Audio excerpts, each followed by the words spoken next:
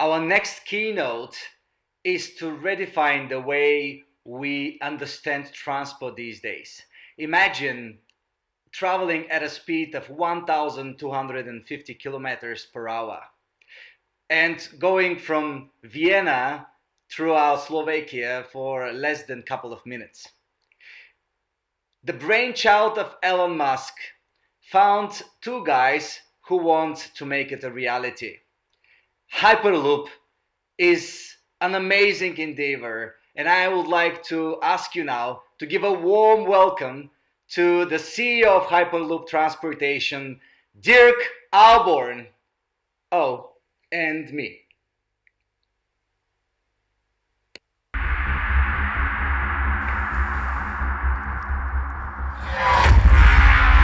Welcome. Shall we travel in time or just meet here in the middle? We can sit. Great meeting you, sir. Welcome, Dirk. Please have a seat. Thank you. Welcome at Webit stage. How did you come here? Couple of planes, not a lot of fun. We need to disrupt this. You are doing it already. Well, not only me, but we have a very large team, so yeah. So, I've already announced you at the official opening, announced the 10 things, the predictions of the 10 things that will change in the next 10 years, and transport was one of it, and I've mentioned Hyperloop. Maybe there will be the verb you've been Hyperloop in the future, but now it will be great to give it some substance and for people who might have not heard yet to understand. But before this, what is the current status of the industry? I know that New York's underground is losing over 2 billion per year only from the underground, and the rest of the world? You're a German-born American entrepreneur. Maybe you have both information for Europe and America. So I personally think that we live in amazing times because as entrepreneurs, we look after big problems, right? And I don't think there's any bigger problem than transportation. I mean, traveling is terrible. I don't know if anybody that really enjoys traveling. You enjoy being at the destination, but actually going around is something you don't enjoy, and it's not working. So public transportation all around the world is losing money. There's no railway, no metro system in the world that's profitable. So just as you said, the New York metro, which one would think, well, you know, maybe in Bratislava we are losing money, but New York is famous for the metro. So many people are using it. Well, they're actually using 82 cents per passenger, so which is $2.2 billion a year, like you said. In California, the Los Angeles metro, just to give you an idea, makes 76 cents per passenger, and taxpayers are paying $2.50. So in general, I mean, all around the world, subsidies are a very big part of the household budget. So in Germany, it's around $17 billion, only in terms of subsidies. Wow, 17 billion. It's almost 5% of the overall household budget. It's a good industry to disrupt, I agree with you. I think it's a necessary one to disrupt. We have to make it happen. So what is Hyperloop? So Hyperloop, on one hand, obviously, as a technology itself, is basically imagine a capsule filled with people, right, that's hovering inside a tube. And now inside this tube, you create a low-pressure environment. So you have vacuum pumps that take out the air, so that the capsule, very similar to an airplane that goes into high altitudes, can travel very fast with very little energy. Now, the whole system is powered by alternative energy, which allows us to actually produce more energy than we're using, which then allows us to have very low operational costs, and therefore would be the first transport system on rail, if you want, so that can be profitable. So something like Los Angeles to San Francisco, which is roughly 600 kilometers, can be profitable with a $30 ticket price in economy within 8 years. Wow. For an infrastructure, it looks like the Iron Horse going through the Wild Wild West years ago. But it's actually really, I mean, once you start looking into those things and trying to do a little bit of innovation, and we use a very unique approach. So our whole team we're around 520 people working on this, plus around 40 companies. And everybody on the team is working in exchange for stock options. So we created a completely new way of creating companies. Like, we're in the 21st century, and we do everything online, right? You go and buy your groceries online, you get your dry cleaning online, you find your boyfriend, girlfriend online, you can get divorced online in America.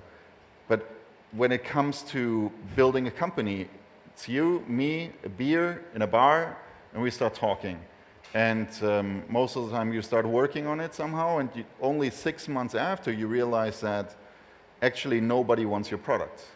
Or maybe the way that you thought you would make money doesn't really work out. So most of the startups fail there.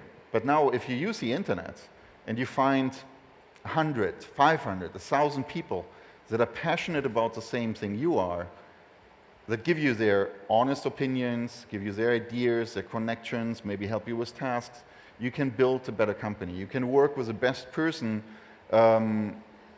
in the world, even if he is in Japan. So, wait a minute, you're not talking about crowdfunding. You're in the next century when you're talking about crowd building a company. Is that what you're saying now? Well, I mean, I think the overall concept is crowdsourcing, right? Then you crowdsource for money, which is crowdfunding. I personally believe money is not the most important thing. Money, you know, that's easy. Once you have built something amazing, money is actually simple. But what I want is the input of the best minds in the world. I want to work with the best people. Like when I talk to startup companies, a lot of times they tell me, well, I need to raise $50,000. You ask them, what do you want? What do you need the money for? Oh, I need to hire a developer. I need to do an algorithm. Well, then you don't need $50,000. You need a programmer, right? And it's that easy. So if you can find people that are passionate about the same thing you are, they're never going to stop. So we have a team of, you know, some of the largest companies in the world are part of what we're doing, plus 520 people all around the world. And we have a community of 30,000 people, right, that are giving us their ideas, contributions, they're helping with their opinions, contacts. I mean, you're basically one of them, right? And it's my pleasure. So, and I think that's a new way of building the company. So Hyperloop, going back to the question from before, what is Hyperloop? On one hand, it's a technology, but on the other hand, what we really are is we're trying to solve public transportation. We're trying to build solutions for public transportation that make it better, makes the passenger experience better, and help make money. So we're looking into different monetization strategies. Right? Let's get into the details then. Okay, right now you have, you're a global star. I mean, you are one of the entrepreneurs who I can easily compare to a rock star. You're everywhere. You open Forbes, Inc., whatever you read online, Fortune, you're there. New York Times, they all talk about Hyperloop technologies. They all share that it's the concept brainchild of Elon Musk. You just mentioned to me that actually there is a longer story that dates back 18th century.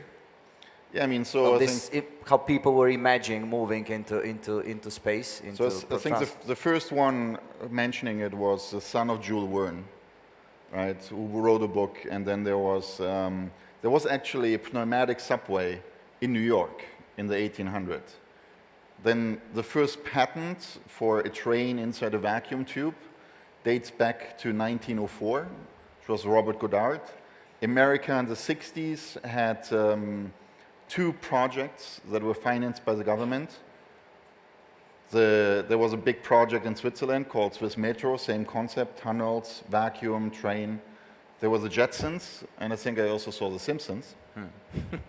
And and then of course there's us.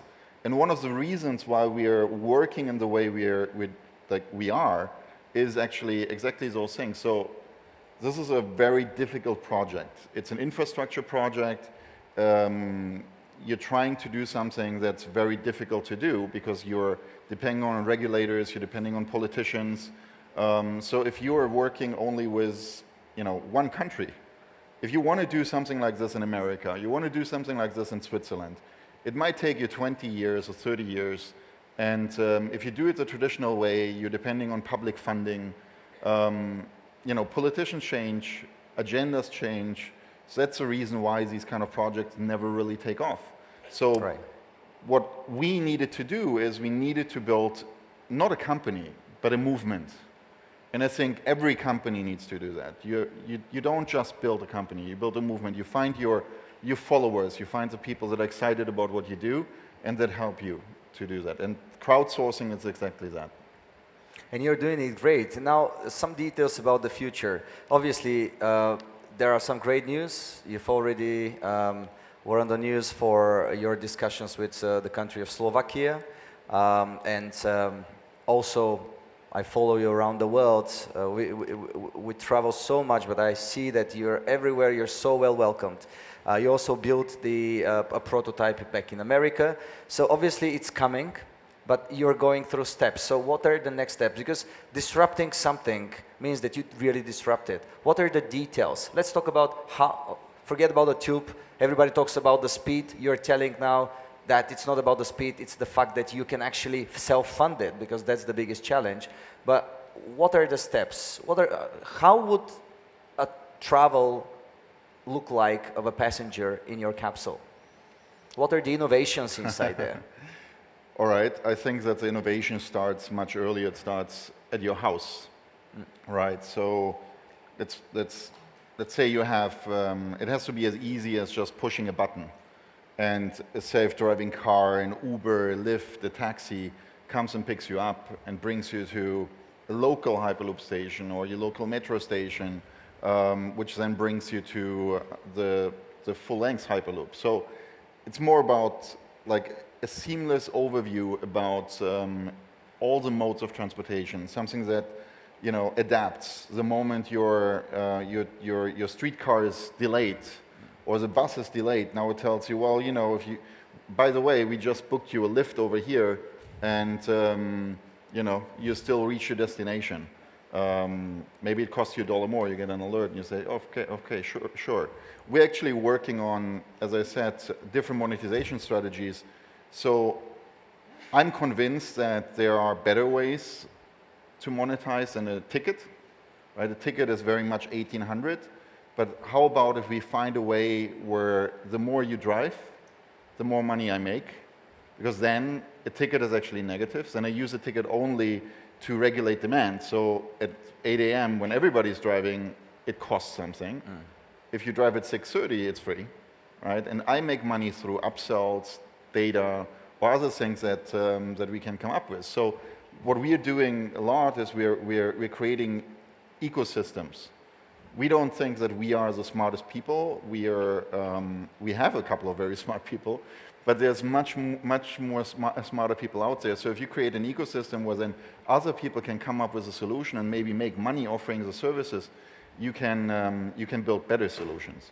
So then you come to the station where ideally you get identified, right, who you are, not to annoy you, but really to give you the best possible information possible. So you know where you have to go. So if you're in Japan, ideally it's the same system, and you're walking around, you're still around yourself. You have a little bubble that tells you, by the way, your train is over there, it departs in 5 minutes, or bathroom is over here. And there's a lot of things that can be done with that. It's all technology that's existing today. Then inside the capsule, we're working at this time and at this moment on, for example, a technology that uses graphene to clean the air from smells, bacteria, that would viruses. be very helpful. Yeah. So if there's someone eating ramen noodle behind you or a burrito, you might not smell them anymore. If someone is coughing or has a flu, you might not get sick.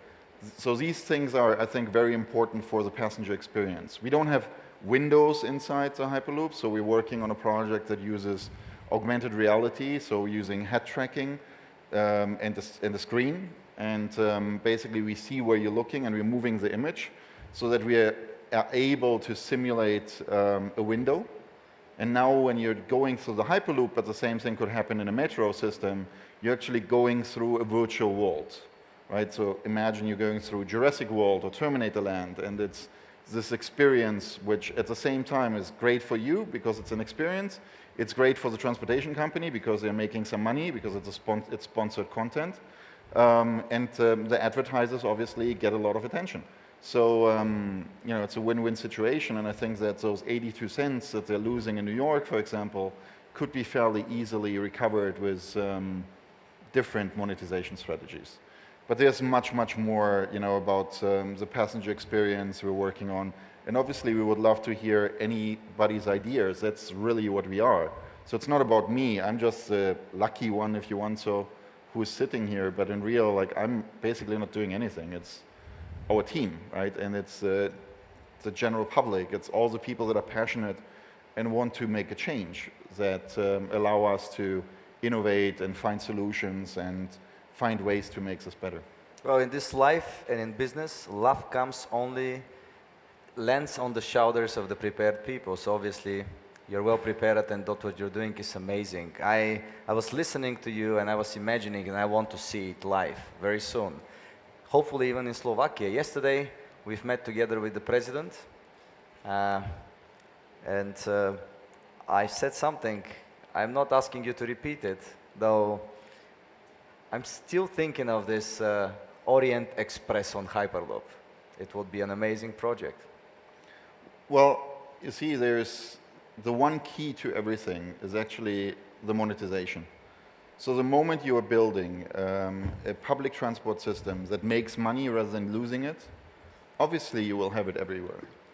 You know, especially in Eastern European countries, it's difficult to have infrastructure. It all has to be redone, but it's not only about spending a couple of $1 billion to build new infrastructure. You have to find the money to maintain it every single year because it's losing money. So it's very difficult. You want to give the people the best systems possible. So, but now if you turn it around, and now it becomes a business, you know, people like you can actually finance it. So you will see it more often, it will be better, and that's exactly the key. So I think your Orient Express, if we're doing a good job with everybody here, should be realizable very, very soon. Ladies and gentlemen, a call to action. Dirk told me that he already sets up his plans on Slovakia and building up a website, crowdsourcing with different ideas. Please welcome to join this and join the movement. Join the movement of making the future. Join the movement of making our lives better. Dirk, I was honored to have you here on board. I respect your endeavor and I wish it success with all my heart. Thank you so much. Thank you. Please welcome